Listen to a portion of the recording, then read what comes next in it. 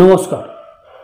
দেখুন, পাইলস বা হেমারয়েডসের জন্য সবচেয়ে ভালো সর্বশ্রেষ্ঠ ওষুধ হলো থুজা। এই মেডিসিনটা পাইলসের জন্য খুব ভালো একটি মেডিসিন। থুজা পেশেন্টরা সাধারণত মোটাসোটা দেখতে হয়, হাইড্রোজেনেট কনস্টিটিউশন হয়, এদের ড্যামনেসে এদের মানসিকতা, এদের রোগের বৃদ্ধিপ্রাপ্ত হয়, মানসিকতার পরিবর্তন হয়।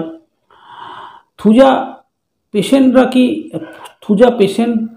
কি সবসময় মোটা হবে তার কোনো কিন্তু মানে নেই। রোগা পেশেন্টদেরও কিন্তু থুজা দেওয়া যেতে পারে।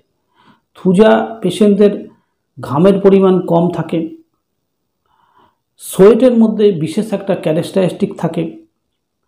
থুজা পেশেন্টদের একটা সাইকোটিক একটা হিস্ট্রি থাকে। কোনো দিন তার আঁচিল হয়েছিল, সেই আঁচিল কোনো এক্সটার্নাল কিছু লাগিয়ে তাকে ঝরিয়ে ফেলা হয়েছে বা অটোমেটিক্যালি ঝরে গেছে, অথবা মিউকাস মেমব্রেন রিলেটেড কোনো প্রবলেম তার ছিল, যেমন ডিসেন্ট্রি, লিউকোরিয়া, হোয়াইট ডিসচার্জ।